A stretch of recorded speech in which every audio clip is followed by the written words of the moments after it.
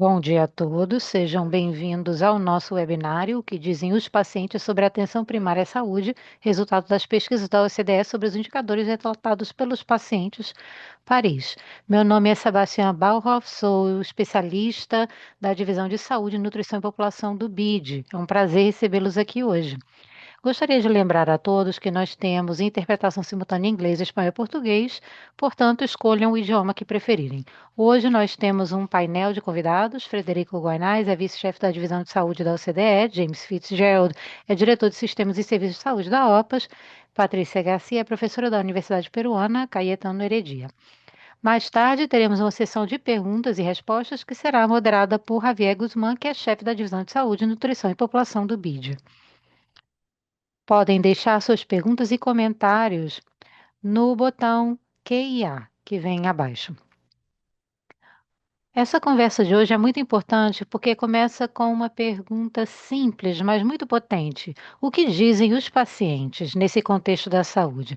Para nós que trabalhamos para fortalecer o sistema de saúde, essa pergunta é essencial, ou seja, compreender como as pessoas vivenciam a atenção primária, o que é importante para elas, o que contribui para seu bem-estar e que lacunas ainda existem. A pesquisa Paris é uma grande iniciativa e inovadora para entender esses pacientes. Com isso, tenho o prazer de dar as boas-vindas ao Frederico, que lidera a pesquisa internacional da Paris e supervisiona o trabalho da Organização e Sistemas de Saúde centrados nas pessoas. Ele trabalha também num contexto regional na América Latina. Antes de entrar na OCDE, o Frederico trabalhou conosco no BID.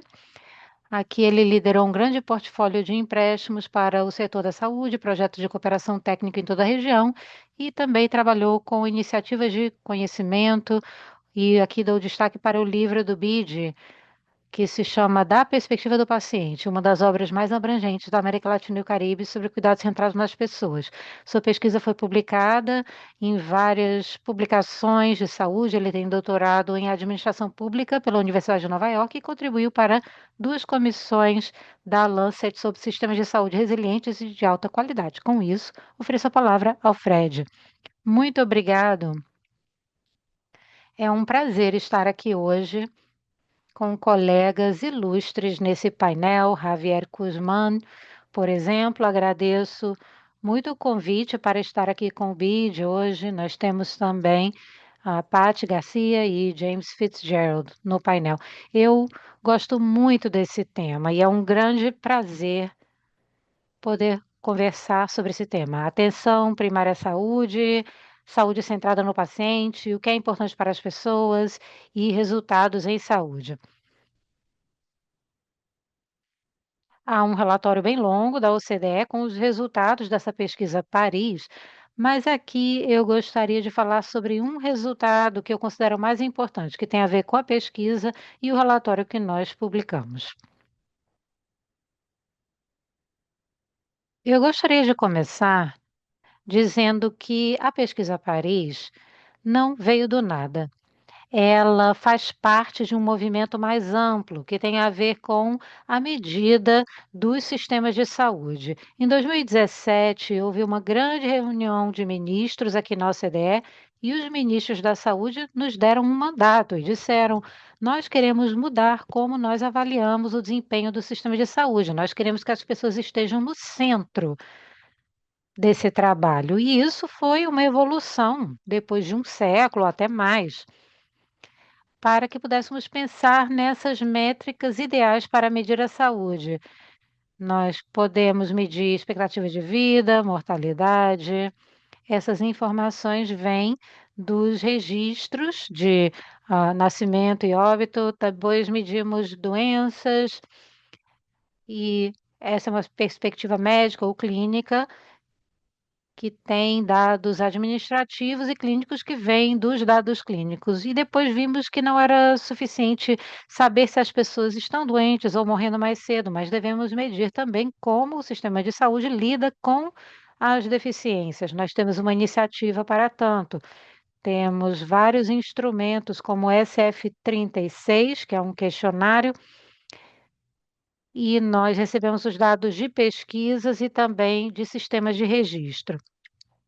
Mas para as pessoas é importante também não só viver muito, mas viver bem. É importante entender o que é mais importante para os pacientes, os cuidadores, as famílias e as populações.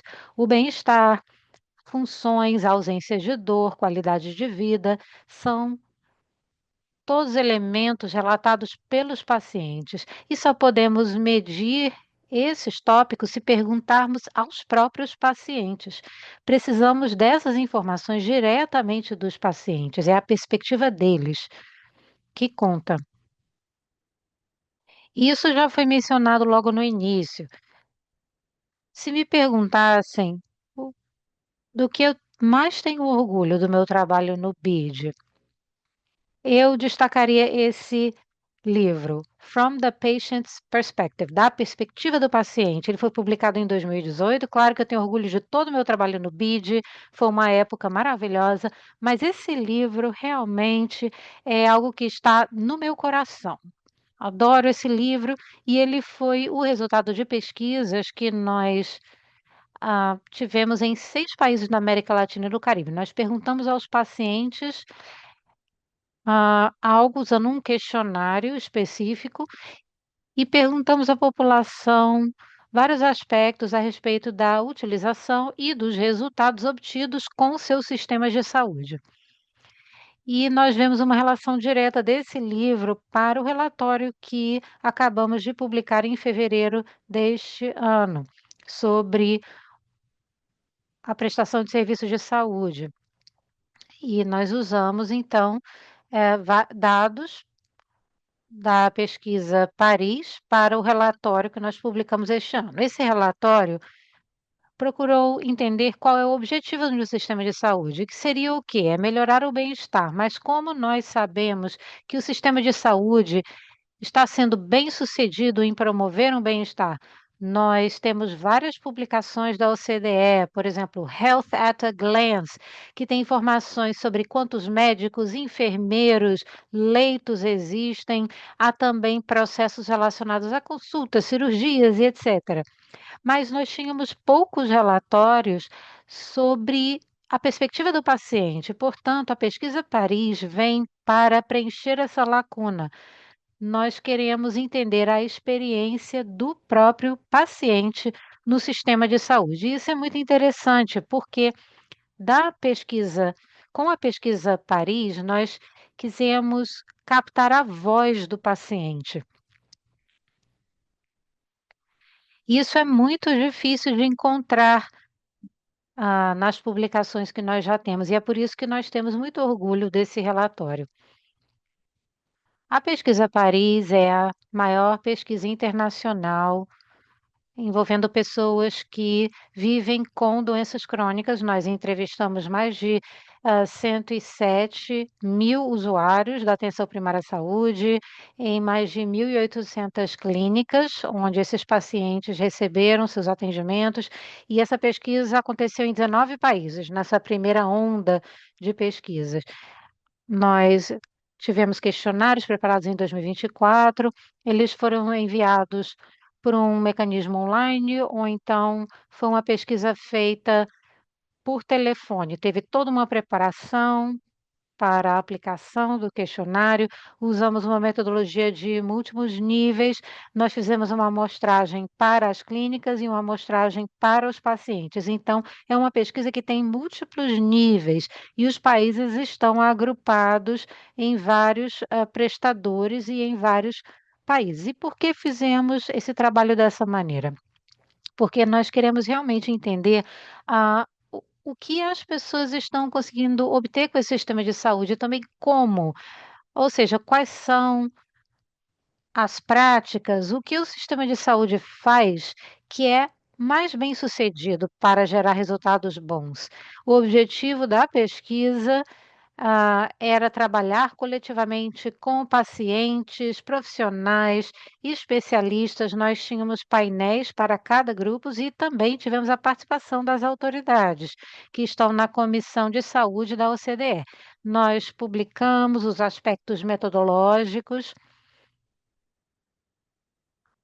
em publicações acadêmicas, portanto, nós procuramos fazer todo esse trabalho com muito rigor, com uma precisão científica. E por que selecionamos as pessoas com 45 anos de idade ou mais? Porque realmente queríamos enfocar as doenças crônicas. Nós queríamos entender os problemas mais prevalentes nos países e, ao escolher essas pessoas dessa idade, nós teríamos mais probabilidade de conseguir entender isso. Há uma outra pesquisa chamada PISA, que é uma pesquisa da OCDE para a educação. É uma medida que trabalha com alunos de 15 anos de idade e a PISA procura entender o que os alunos estão aprendendo, não o que está sendo ensinado, mas o que os alunos estão aprendendo. A Paris quer fazer a mesma coisa. Não interessa tanto os procedimentos, os tratamentos, mas queremos entender o benefício para o paciente. Então, a Paris é como se fosse a PISA para a saúde.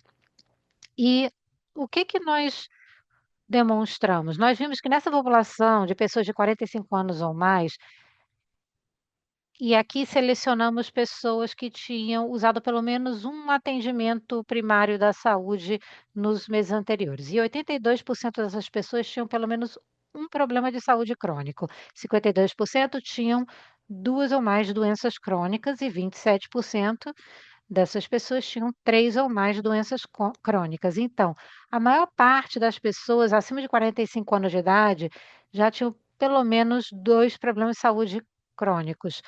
Então, no seu dia a dia, já lidam com problemas de morbidade, comorbidade. E quais são as implicações aqui? Há uma complexidade no tratamento, porque você tem pessoas que têm várias doenças crônicas e 70% tomam pelo menos 3 medicamentos, mais de um terço tomam mais de 4 medicamentos por dia. Então, isso, eh, significa que nós precisamos garantir que essas pessoas recebam esses medicamentos, mas também que elas sigam as instruções do tratamento.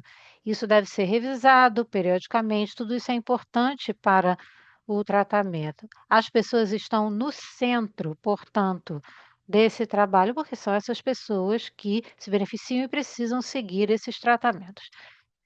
E as doenças mais prevalentes, eram a hipertensão, depois problemas musculares e esqueletais e depois problemas cardiovasculares. E nós temos números que podem ir além de 100, porque às vezes as pessoas têm mais de um problema, mas nós procuramos separar também em homens e mulheres. E os homens têm mais doenças relacionadas a alta pressão alta ou problemas cardiovasculares, diabetes, e são problemas mais letais.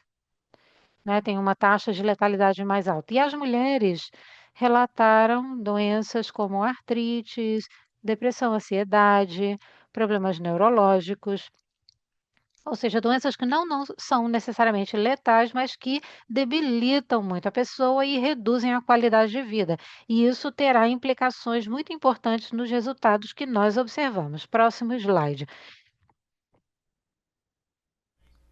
Então, fizemos um questionário com 100 perguntas, dando 20, 25 minutos às pessoas, e é claro que tivemos muitas respostas, muitos dados que queríamos enxugar para os resultados que pudessem medir e expressar os resultados dessa pesquisa.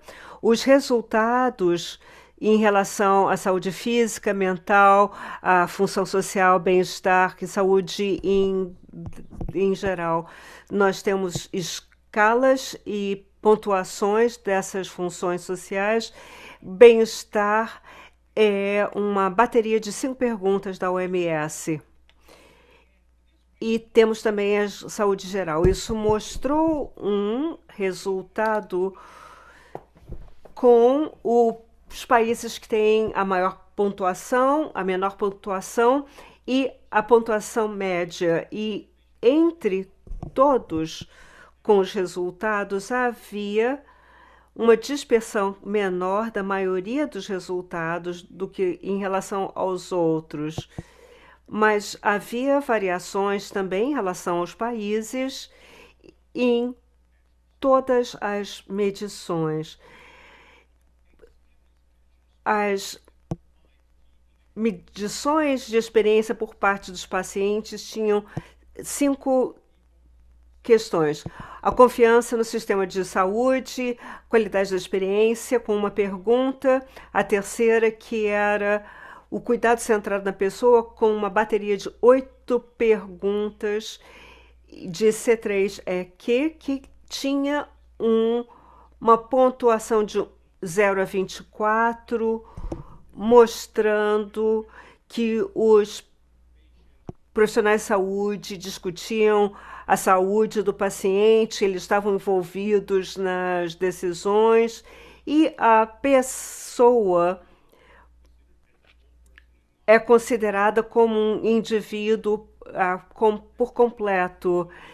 Isso gerava uma pontuação melhor. Depois tínhamos a coordenação da experiência, com uma bateria de 5 perguntas, com uma pontuação ranking em relação de como a experiência funciona para o paciente, se há um único ponto de contato para todas as necessidades, se o paciente vê as suas necessidades atendidas. Isso gera uma pontuação que é depois relatada. Depois nós temos a confiança na autogestão da saúde. Então, a pessoa estaria confiante no seu autocuidado. E então isso mostrou as maiores variações, principalmente em relação ao autocuidado, de 25% a 92% das pessoas que diziam que estavam confiantes, com uma coordenação experiente de um spread de pontuação bastante amplo, com a confiança no sistema de saúde. Então, nesse relatório, há detalhamentos em relação às pontuações desses indicadores. Mas aqui eu dou uma visão bastante rápida e geral do que eu já disse: 10 indicadores, como já disse, e aqui vemos que, para cada país, quais são os indicadores que estão abaixo da média da OCDE ou perto da média, e quais estão acima da média da OCDE. Então, Suíça teve o melhor desempenho, com 9 dos indicadores acima da média e 1 abaixo da média. Depois temos Canadá. O Canadá não gasta tanto quanto a Suíça na área de saúde. Então, o Canadá mostrou um resultado bastante interessante, pois eles têm um sistema de saúde muito bom. Eles têm 5 indicadores acima da média, 4 abaixo da média, perto da média, e 1 abaixo. Depois nós tínhamos abaixo País de Gales e Portugal, com poucos indicadores.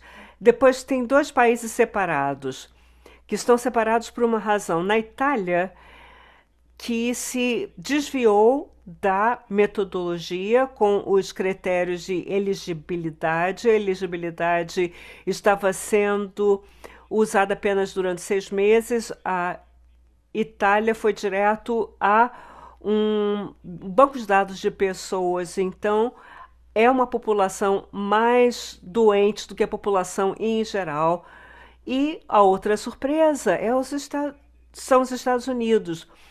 Com todos os levantamentos internacionais mostravam que os Estados Unidos tinham tido um desempenho muito ruim em relação aos serviços. E aqui o desempenho foi muito bom. Ele seria o segundo país atrás da Suíça. No entanto, e há uma razão para este no entanto, a razão é que os Estados Unidos não foram capazes de levantar uma amostragem das pessoas com mais de 45 anos, mas sim com mais de 65, mas o Paris foi usado como um modelo para o Medicare. Então, essa amostragem de parte da população já tem uma cobertura universal de saúde, são as pessoas com mais de 65 anos de idade. Então, a outra mensagem é que o cuidado de saúde pode ser muito bom se pode pagar alguns outros indicadores que são interessantes. Aqui pode haver uma certa confusão com as cores, mas eu vou explicar. Nós vemos aqui a porcentagem de pacientes que têm uma condição crônica, que tem uma boa função social, ou seja, as atividades sociais são bem ativas. Isso acontece com todos os países. Há condições crônicas que reduzem a função social das pessoas. Por exemplo, País de Gales, uma pessoa que tem uma condição crônica, mostra que 85% tem boas funções sociais, mas 3 ou mais condições crônicas, isso cai para 55%. Então, é um spread bastante interessante em todos os países. Cada condição crônica adicional reduz a função social, mas isso varia de um país para o outro. Então, isso mostra que os países estão fazendo coisas diferentes com a função social, o bem-estar, e esse é o nosso objetivo. E outro resultado que não nos surpreendeu,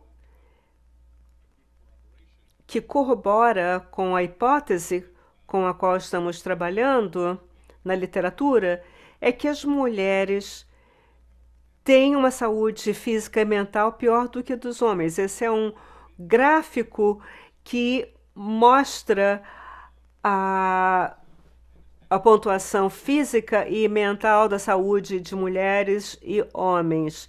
E nós mostramos aqui quem está em boa saúde em todos os países. A diferença é que as mulheres sempre têm uma saúde pior. Não, isso deveria ser positivo. Talvez as mulheres pudessem ter uma saúde melhor, mas isso não está acontecendo em lugar nenhum. Em alguns países, isso apresenta um resultado bastante significativo, como Portugal, a Arábia Saudita, Espanha. Por que isso acontece? Então, esse é o paradoxo de gênero. Os homens têm uma vida mais curta do que as mulheres, porém, as mulheres vivem uma vida mais longa com uma saúde pior. É claro que aqui a OCDE mostra que não há um gasto necessariamente melhor com a saúde. Nós temos aqui quadrantes que mostram a experiência, a qualidade do cuidado, e aqui a República Tcheca com Canadá, Bélgica, a Austrália, Suíça, Estados Unidos. Todos esses países têm o mesmo nível de satisfação com a qualidade da saúde. Quase 95% das pessoas expressam que a qualidade de saúde é boa, mas o nível de gasto é diferente. A República Tcheca, como referência, mostram que os outros países gastam 50% a mais, Suíça 2 vezes mais, nos Estados Unidos 3 vezes mais do que a República Tcheca. Então, a República Tcheca é um país a ser considerado em relação às práticas. Mas parte do relatório mostra também que os sistemas de saúde estão oferecendo o que é relevante para os pacientes. Nós temos o tempo, o cuidado e o cuidado personalizado. Então, com o tempo dedicado ao paciente, as pessoas têm melhor qualidade de cuidado quando há um bom tempo dedicado à consulta. A maioria das pessoas no cuidado primário tem menos de 15 minutos para consulta. Então, isso é muito interessante. Quase todos os países marcam pouco tempo para as consultas. Países até que já têm uma tradição de cuidado primário, como Países Baixos, Espanha, quase todos os pacientes têm uma consulta de menos de 15 minutos. É diferente da Noruega ou de Portugal, onde as pessoas têm uma consulta com mais de 15 minutos. Também vemos que as pessoas tendem a ter uma qualidade de cuidado melhor quando fazem as consultas com o mesmo profissional durante mais tempo, mas quase todas as pessoas passam menos de 5 anos com o mesmo profissional. Espanha tem a proporção menor de pessoas em relação ao tempo de consulta, mas as pessoas passam mais de 5 anos com o mesmo profissional. República Tcheca, 75% das pessoas na República Tcheca passam mais de 5 anos com o mesmo profissional de saúde. Então, essa diferença na rotação de profissionais faz uma diferença. Então, um cuidado sem problemas e seguro. Os eventos adversos no cuidado primário são ligados a uma baixa nível de confiança nos sistemas de saúde. Aqui nós temos os pacientes que confiam no sistema de saúde, 70% das pessoas confiam no sistema de saúde quando dizem não, nada deu errado, o diagnóstico não estava errado, a medicação não estava errada, mas quando algo ocorre, a confiança no sistema de saúde cai em cerca de 30 pontos percentuais. Então, com a confiança sendo bastante importante, não podemos correr riscos. Nós temos aqui exemplos sobre a necessidade de repetir informações sobre saúde, o que leva à queda na confiança por parte dos profissionais de saúde. Então, a necessidade de repetir informações que já deveria estar presente nos registros do paciente ou no pontuário do paciente mostra que há uma erosão na saúde. Eu não deveria de repetir nada que estava já descrito no pontuário. Isso leva a uma queda significativa, mas quando há uma necessidade de repetir algo, há uma queda de 20%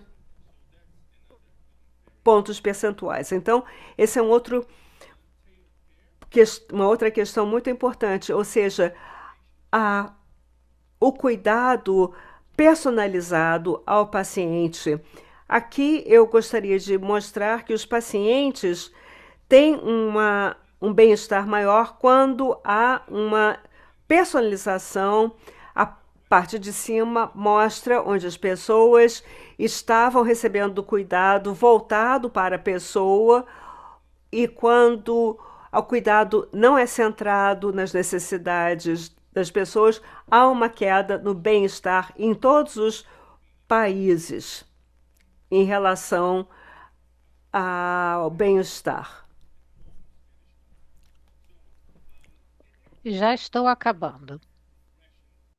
Depois, usamos uma regressão com múltiplas variáveis para entender o que os profissionais fazem que realmente aumenta a pontuação conforme o que é relatado pelo paciente. Aqui temos a variável dependente sendo o atendimento centrado no paciente. Então, as instruções claras foram o elemento mais forte, ou seja, um atendimento por vídeo, mas também ter acesso a prontuários eletrônicos é muito importante. No entanto, um tempo mais longo de consulta e uma comunicação clara são os dois elementos principais nesse sentido. e vimos nos países da OCDE que há muita variação em termos de relatos relacionados à atenção primária. Em alguns países, 100% dos pacientes dizem que eles estão, usando essa prática de envio eletrônico de prontuários. Outros países têm quase zero, só 5% dos pacientes se beneficiam disso. E as práticas, por parte dos pacientes foram relatadas em muitos países, mas outros países não têm muito essa coordenação do trabalho.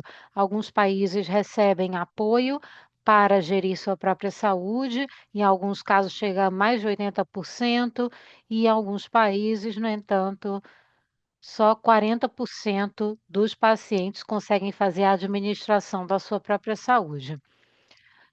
Vamos ver aqui um resumo. O relatório é chamado Atenção à Saúde oferece benefícios? Sim.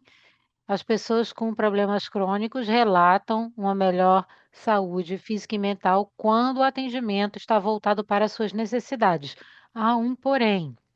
No entanto, as pessoas precisam de mais apoio quando têm uma doença crônica e a tecnologia digital pode ter um papel mais amplo. E também temos o elemento da escuta do paciente, que é extremamente importante. Esse é o último slide, aqui está o QR Code, onde podem baixar o relatório e podemos depois também proporcionar acesso a esse relatório. Muito obrigado, Fred, pela apresentação muito cheia de insights. Esse estudo foi bem complexo e ele trabalhou com esse vínculo dos pacientes e prestadores de serviços de saúde. Mais uma vez, gostaria de lembrar ao público que está aqui que podem fazer perguntas usando o botão de QIA, o botão de perguntas no Zoom. E agora passaremos para o próximo panelista, James Fitzgerald, diretor de Sistemas e Serviços de Saúde da Organização Pan-Americana da Saúde, a OPAS.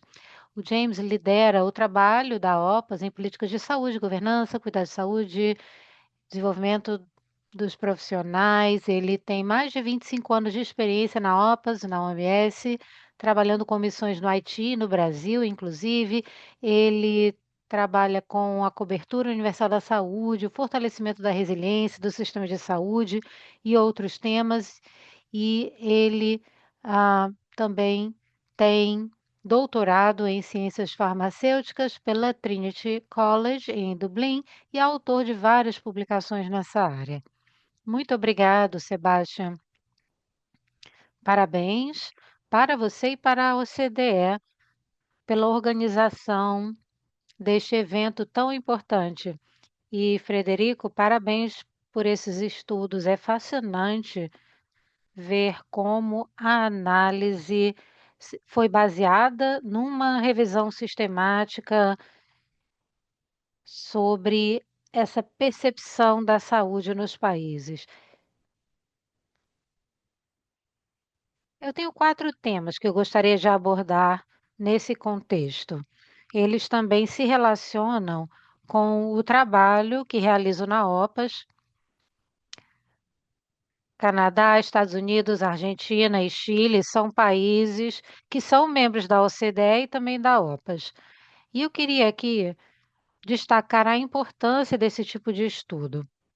É fantástico perceber como a abordagem sistemática pode ser aplicada a vários países, usando uma padronização com vários indicadores básicos que já foram estudados, analisados, revisados.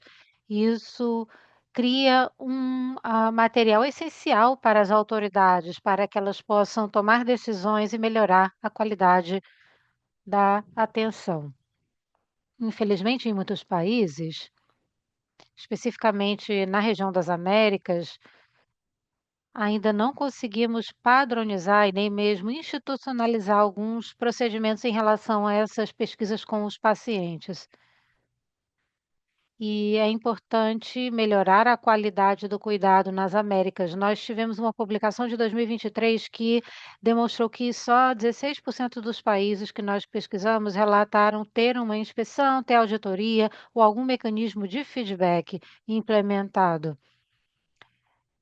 Ou melhor, 16 países relataram isso, mas esse mesmo quando existe, não é padronizado. É importante trabalhar, então, com os países para que isso aconteça.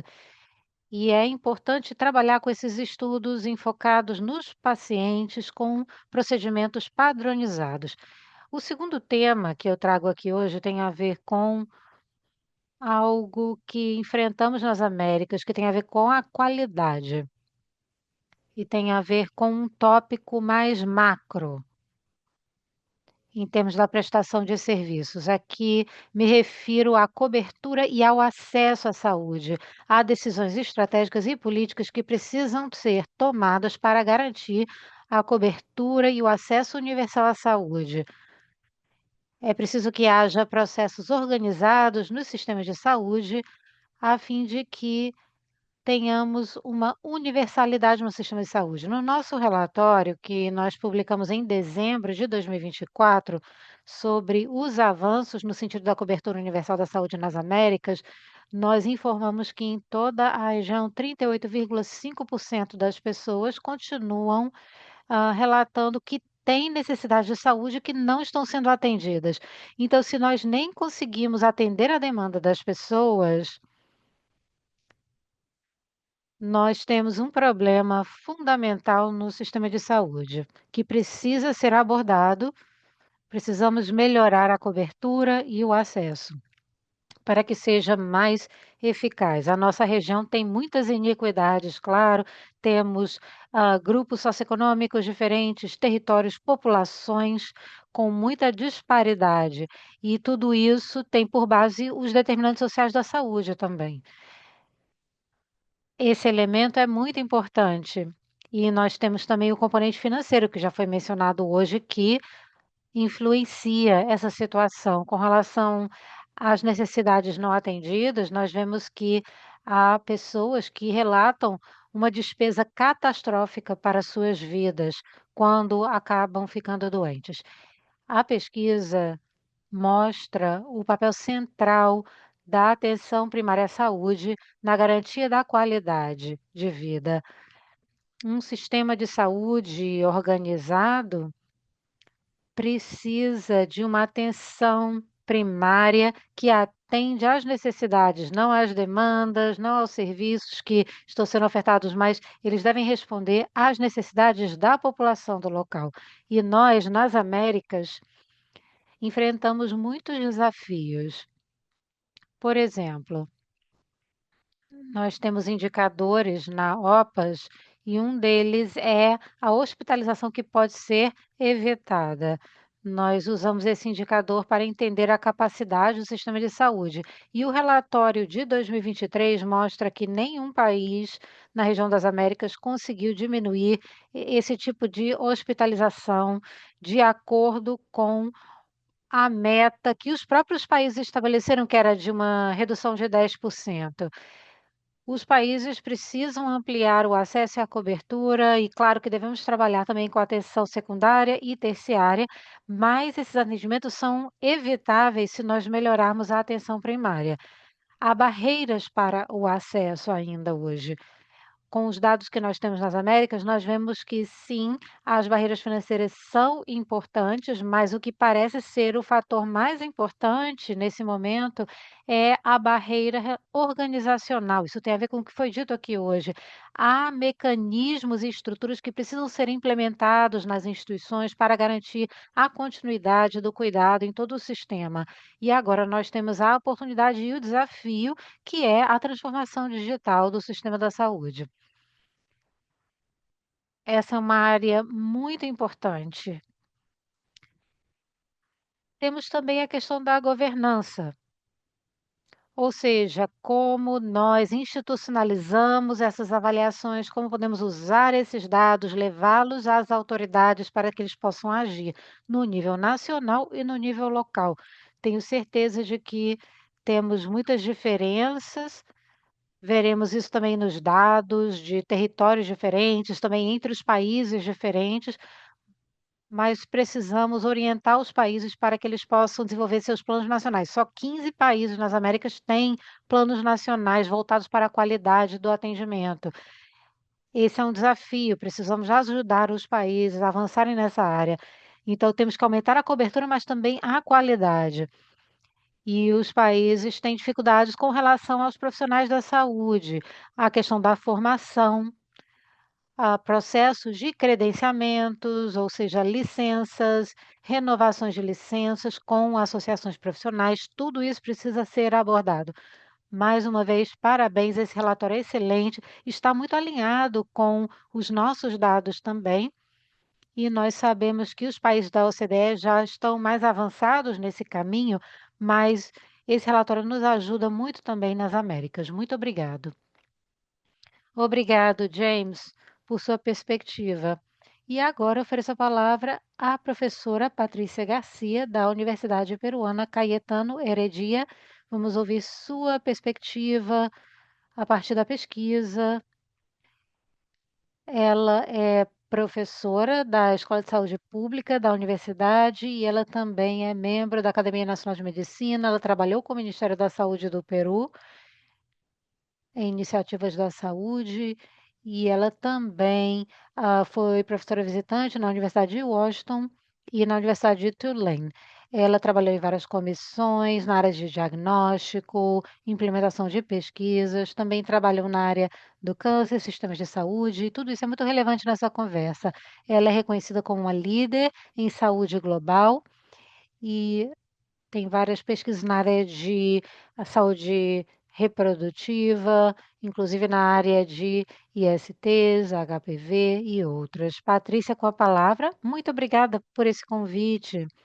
É um grande prazer estar aqui e poder cumprimentar amigos, como, por exemplo, o Frederico. Frederico, parabéns pelo trabalho que você começou a fazer no BID, na verdade, e inclusive aqui no Peru, e que agora continua em outras partes do mundo. Eu tenho algumas reflexões e alguns comentários com base no que eu vi hoje. Para começar, eu queria dizer que quando não medimos as coisas, não podemos melhorá-las. Isso é algo crucial. Ter um instrumento padronizado que possibilita comparar os países é muito valioso.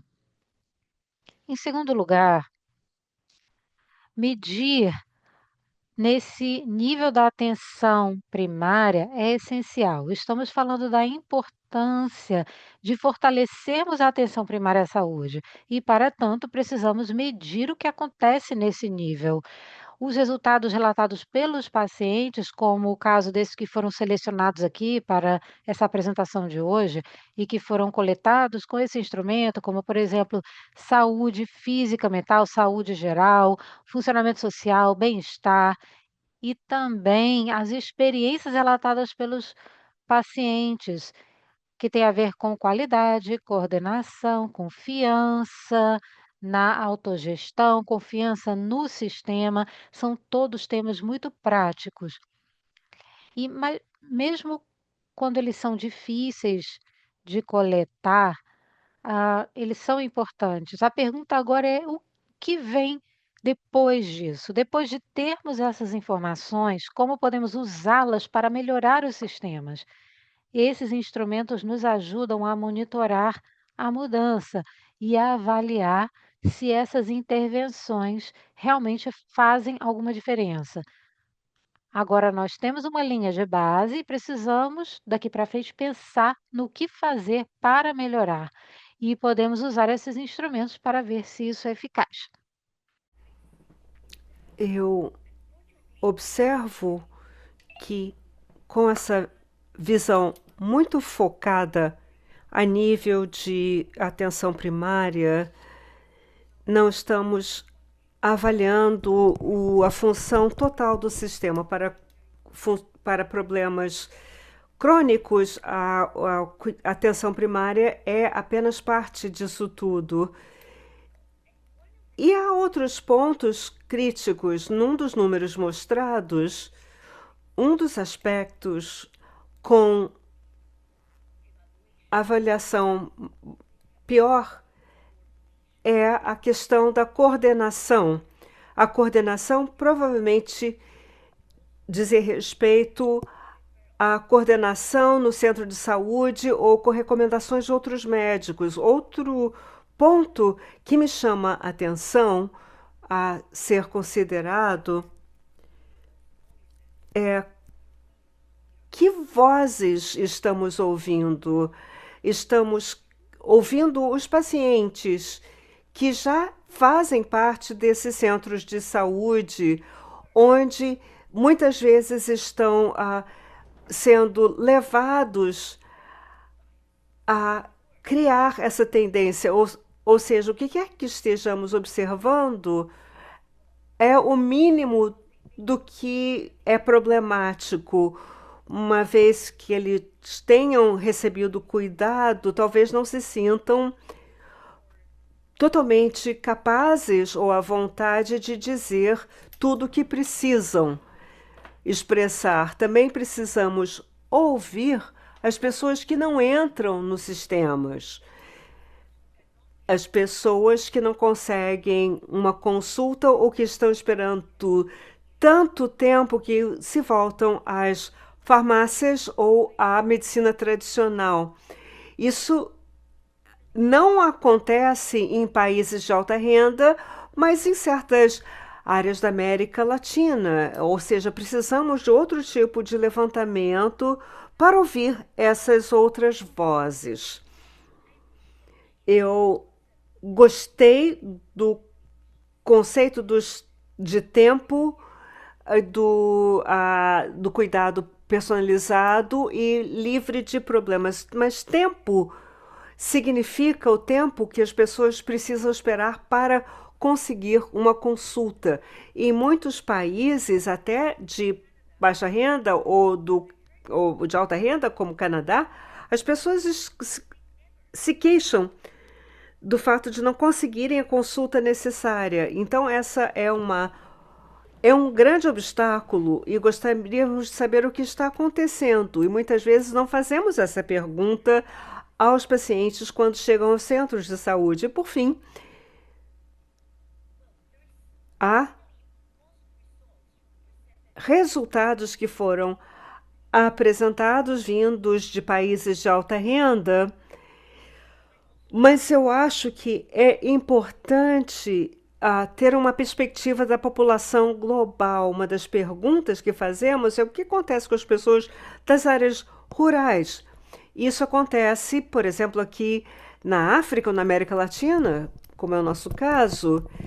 Em alguns dos levantamentos que nós fizemos, mostram que os sistemas de saúde não estavam cumprindo com seu papel.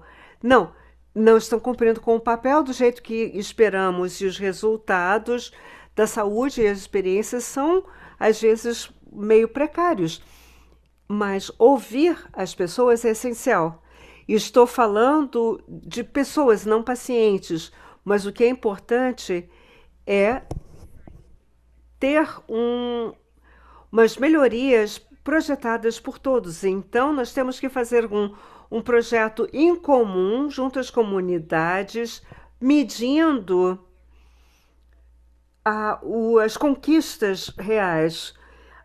Ou seja, estão chegando exatamente ao que precisamos, ou seja, a necessidade de medir, mas pegar outros números para se falar com países diferentes, mesmo com doenças crônicas, uma vez quando sabemos o que acontece nesse nível. Uma doença crônica não pode ser medida apenas com levantamentos gerais e, às vezes, usar instrumentos como grupos eletrônicos para doenças crônicas como hipertensão. Talvez possa se usar isso e, assim, garantir que de fato estejamos indo para frente. Muito obrigada pelo seu trabalho e por ter insistido que os países façam algo diferente. Muito obrigado, Patrícia, pelas suas questões. Agora passamos a uma sessão de perguntas e respostas. Podem colocar tudo isso aqui na nossa questão de perguntas e respostas. É o meu prazer passar a palavra agora a Javier Guzmán. Eu não vou entrar no detalhe do seu currículo porque não temos muito tempo. Muito obrigado aos outros colegas que estão presentes. Foi uma conversa muito interessante e, infelizmente, não temos tempo para responder todas as perguntas. Então, vamos responder algumas principais dos nossos panelistas. Fred, qual é o futuro? Nós queríamos saber se o modelo é sustentável e o Paris 2 está passando por uma expansão global. Então, qual é o futuro do Paris e como podem ver a América Latina nessa expansão? O que será necessário para que os países entrem no Paris e que possam se beneficiar em relação ao desempenho? Com a palavra, Fred. Eu acho que a maior frustração na OCDE é não ter levado a América Latina e o Caribe para o Paris. Temos o Estados Unidos e o Canadá, mas não Caribe e América Latina. Nós temos já 2 países que expressaram o seu desejo de entrar para a próxima rodada, são Brasil e Peru.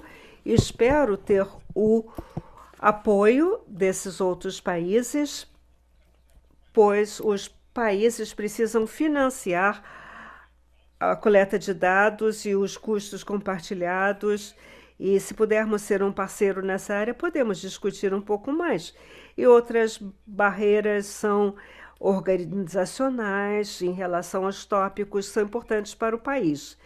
2 dos países que foram os primeiros signatários e disseram que queriam fazer parte eram Portugal e Itália, que tiveram uma pontuação muito ruim no Paris. Então é interessante, pois Portugal tinha o pior desempenho na primeira rodada, melhor apenas em relação ao México.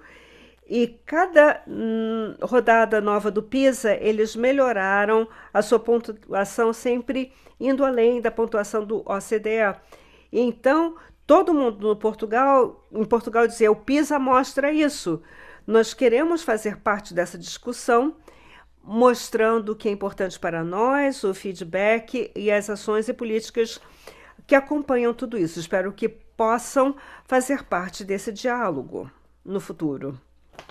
Esperamos que isso ocorra mesmo.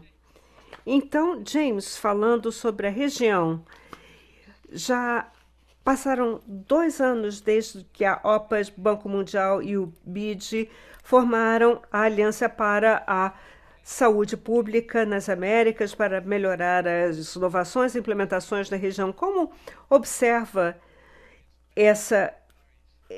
esses relatórios dos pacientes como parte do Paris? Haveria um papel para isso? É uma boa pergunta, Javier.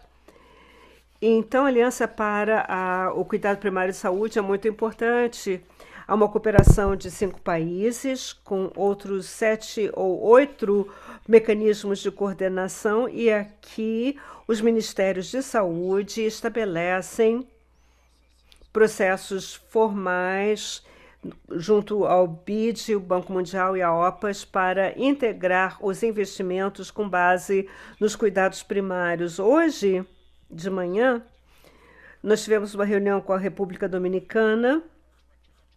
O nosso diretor, Dr. Jarbas Barbosa, discutiu com o Ministério de Saúde na República Dominicana, onde há um consenso em relação à prestação de serviços e como eles são apresentados, mostrando que um documento de ah, acordo mútuo mostra que há vários territórios na República Dominicana que podem ser cobertos. O que foi interessante é que parte da avaliação de maturidade desse documento mostrava que havia dados dos levantamentos dos pacientes em relação aos cuidados primários. Então, isso seria interessante se fosse ligado ao nosso trabalho na aliança, ligado também aos levantamentos dos pacientes com um formato mais padronizado com o trabalho da aliança. Então, essa é uma área que oferece oportunidades para discussões para você e com Frederico e os outros colegas no Banco Mundial. Muito obrigado, James. Então, Patrícia, havia uma liderança em relação à voz das pessoas. Então, como ex-ministra de Saúde, como podemos fazer com que essas medições dos relatórios dos pacientes, como isso poderia ser integrado às melhorias dos ciclos existentes? Há 5 anos de Zoom e às vezes eu esqueço de ligar o microfone. A pergunta foi interessante. É uma pergunta importantíssima, de altíssimo valor. Precisamos insistir em entender, a nível de Ministério de Saúde, a importância não apenas de medir, mas agir com os números que nós temos disponíveis. Algumas vezes é difícil, e uma das dificuldades é que, a nível de governo, há tantos compromissos a nível regional e global, e há tantos indicadores que estamos tentando atender e não sabemos mais como lidar com tudo isso. Mas há esperança e uma nova forma a nível de ministérios e de pessoas novas que estão entrando nessas posições e veem a qualidade de uma forma diferente. Acho que há essa grande mudança em relação a como vemos os sistemas de saúde, não apenas uma prestação de serviços, mas o que as pessoas estão vivenciando. E é por isso que se pode ver que a qualidade é essencial a nível de governo e como podemos treinar uma nova geração de profissionais de saúde. E esse deve ser o foco de investimento. Outro ponto é a importância de considerar a qualidade dos sistemas de saúde da mesma forma que consideramos 30 ou 40 anos atrás sobre epidemiologia. Estávamos coletando dados, mas vimos que não era o suficiente coletar dados, mas era necessário ser inteligentes em relação ao uso dos dados. Então, precisamos começar a pensar sobre as unidades de qualidade e inteligência que vão levar em consideração os dados que estão sendo coletados e como isso pode ser integrado e usado para gerar mudanças, não pilotos, mas mudanças sustentáveis junto a algo que é muito novo para envolver as comunidades, as pessoas, os pacientes nessas mudanças, nesses novos projetos do sistema de saúde. É, portanto, um processo. Precisamos investir em mudar a mentalidade dos profissionais da saúde, ou seja, quem estará no nível da tomada de decisão também, no âmbito do governo. Também precisamos pensar em novas maneiras de usar esses novos indicadores para mudar a maneira como fazemos as coisas. Precisamos de maneiras inteligentes de introduzir a qualidade na estrutura do sistema de saúde. Eu encerro por aqui. Muito obrigado, Pati. Eu acho que não temos mais tempo, mas eu queria encerrar com uma mensagem positiva. Estamos vendo novas oportunidades, um novo capítulo que podemos escrever juntos. A OCDE é líder em vários desses esforços e podemos aqui dar um salto quântico. Na região também temos boas iniciativas que podem ser aproveitadas. Com isso, ofereço a palavra ao Sebastião para que faça o encerramento. Muito obrigado, Javier. Agradeço a todos a participação, aqueles que moderaram e participaram dessa discussão tão importante. Essa discussão está só começando. Esse é apenas o início. Antes de encerrarmos, pedimos que escaneiem o código QR na tela. Queremos o seu feedback, ele é muito importante para nós. Com isso, chegamos ao final do webinário. Espero que tenha sido interessante, que tenha trazido perspectivas úteis e interessantes. Mais uma vez agradeço aos panelistas que trouxeram informações tão interessantes. Esperamos vê-los também da próxima vez para que possamos continuar essa conversa. Muito obrigado. Obrigado.